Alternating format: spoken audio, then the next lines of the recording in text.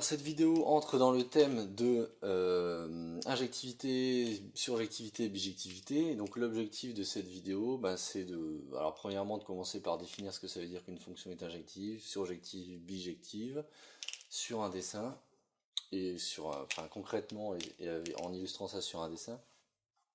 Et après d'en donner un exemple et de voir en quoi l'ensemble de départ, l'ensemble d'arrivée influe justement sur ces notions d'injectivité, surjectivité, bijectivité.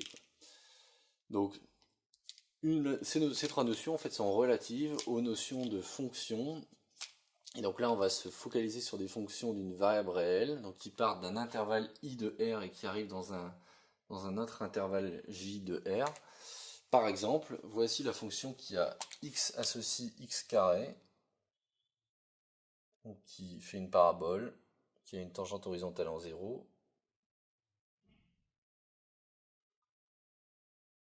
Voilà, et qui est paire, c'est-à-dire symétrique par rapport à l'axe des ordonnées. Alors cette fonction, on pourrait très bien la définir de R plus dans R. On pourrait choisir de prendre l'ensemble de départ R plus, même si elle est définie ailleurs, quoi. On pourrait choisir de la faire partir de R et de la faire arriver dans R plus. Et la faire partir de R plus et arriver dans R plus. Sachant que au moins l'ensemble d'arrivée doit au moins contenir les images de la parabole, c'est-à-dire R plus. Donc on peut arriver dans R plus, mais aussi dans un espace plus grand. Pourquoi pas, quoi. Et on peut très bien partir sur un truc plus restreint au départ. Bon, alors quelle est la question sous-jacente à ces trois notions? En fait, la question qui se cache derrière, c'est, étant donné mon ensemble image, par exemple R ou R+, combien j'ai d'antécédents à tout point de l'ensemble image? C'est-à-dire, je prends n'importe quel point dans l'ensemble image, à combien je peux estimer en fait le nombre d'antécédents de ce point par la fonction f, et ce, quel que soit le point de l'ensemble image. Donc par exemple, imaginons pour le cas rouge, l'ensemble d'arrivée soit R+, c'est-à-dire ce qui est tracé en rouge ici, combien on peut trouver d'antécédents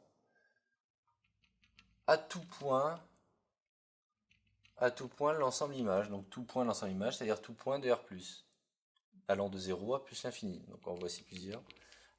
Comment est-ce qu'on peut estimer ça? Et donc il y a des notions qui décrivent ces estimations.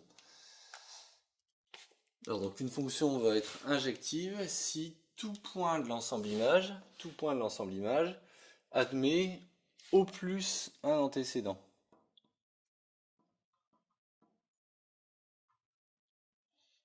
Donc tout point de l'ensemble image admet au plus un antécédent en français. Une fonction va être surjective si tout point de l'ensemble image admet au moins un antécédent. Et une fonction va être dite bijective si elle satisfait les deux. Une fonction bijective, ça va être surjective plus injective. Surjective plus injective. Et être surjectif plus injectif, ça veut dire admettre au moins un antécédent et au plus un antécédent. C'est-à-dire admettre exactement un antécédent. Donc tout point de l'ensemble image, tous admettent exactement un antécédent. Voilà ce que ça signifie. Alors, donc ça c'est en français. Comment est-ce que ça se traduit? Comment est-ce que ça s'écrit mathématiquement? Alors, pour l'injectivité, le fait d'admettre au plus un antécédent, ça signifie que si on prend deux éléments qui sont deux éléments de l'intervalle de départ I2, si on a f de x égale f de y, si on a au plus un antécédent, ça signifie que nécessairement on est censé avoir x égale y. Parce que sinon, si x était différent de y, ça voudrait dire qu'on aurait deux points qui ont la même image. C'est-à-dire que f de x aurait deux antécédents, x et y. Et là, il y en a au plus 1, donc si on a égalité, on a nécessairement égalité des antécédents.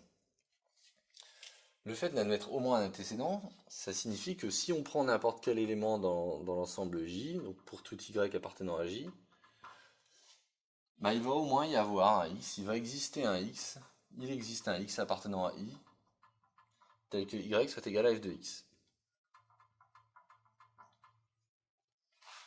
Donc ça c'est ce qu'on appelle surjectif. Et bijectif, ça veut dire tout élément de l'ensemble d'arrivée va avoir exactement un antécédent. C'est-à-dire que pour tout y appartenant à J, il existe un unique, donc ça c'est la différence, un unique x appartenant à I tel que y est égal à f de x.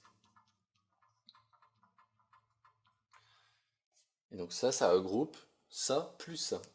Encore une fois, bijectif est égal à surjectif plus injectif.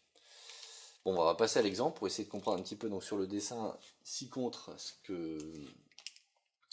en quoi cette fonction elle est. Enfin, ces trois façons de définir la fonction sont soit injective, surjective, bijective.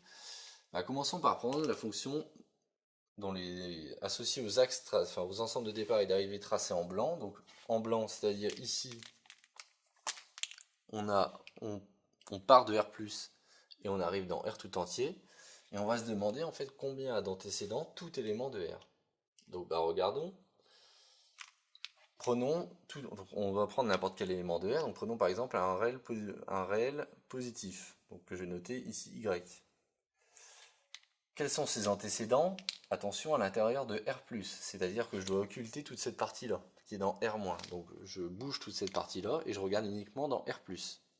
Donc dans R+, Y a cet antécédent-là et c'est tout. Il y en a exactement un seul. Je continue, je descends et en fait ça va être le cas pour n'importe quel point de R+.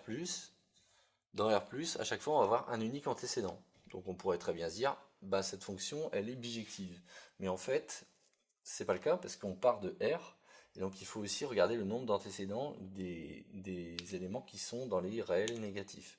Et donc si on regarde combien a d'antécédents les éléments qui sont dans les réels négatifs, bah, il y en a exactement 0. Donc si on résume, on a soit 0 antécédent pour les éléments de R- de l'ensemble d'arrivée de la partie R-, soit un antécédent. Donc on a 0 ou 1, c'est-à-dire on en a au plus 1.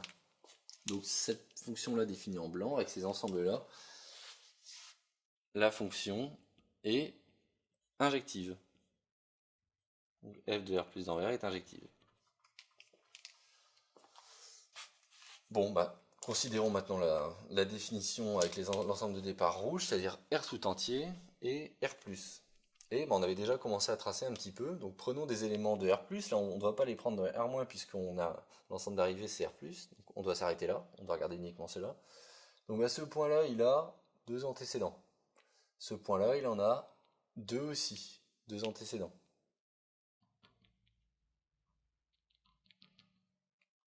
Je continue, bah ce point-là, il a aussi exactement deux antécédents. Il n'y a que 0 en fait qui va avoir un unique antécédent qui est 0. Donc en fait ce qui se passe c'est que tous les éléments de R+, ont soit 2, soit un antécédent. Donc ils en ont tous au moins un.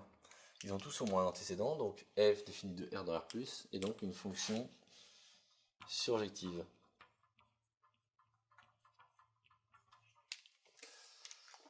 Enfin, regardons f qui part de R+, et qui arrive dans R+. Donc R+ en vert et R+ en vert ici. Donc on regarde combien ont d'antécédents dans R+, à nouveau les éléments qui sont ici dans R+. Ce point-là, par exemple, il y en a un unique dans R+. Ce point-là n'est pas un antécédent puisqu'il appartient à R- et que l'ensemble des départs est R+. De même, ce point-là a un unique antécédent. Ce point-là a un unique antécédent. Le point 0 a un unique antécédent et on ne prend pas les points négatifs puisqu'ils ne sont pas dans l'ensemble d'arrivée. Donc ce qu'on remarque, c'est que à chaque fois, on a exactement un seul antécédent. Donc en fait, la fonction ici va être dite bijective. Donc il y a quelque chose de vraiment fondamental à retenir derrière ça, c'est que dire la fonction qui est x à x carré est injective, bijective ou surjective n'a aucun sens dans la mesure où on ne précise pas les intervalles. Le choix de l'intervalle est crucial puisque suivant le choix de l'intervalle, on n'a pas du tout le même type de fonction. Elle est soit injective, soit surjective, soit bijective. Donc du coup, si on dit qu'une fonction est injective, surjective, bijective, il faut toujours préciser l'intervalle de départ et l'intervalle d'arrivée, sinon ça ne veut rien dire du tout, quoi. Voilà, donc voilà qui clôture finalement l'introduction à ce que c'est que l'injectivité, la subjectivité et la bijectivité pour une fonction d'une variable réelle.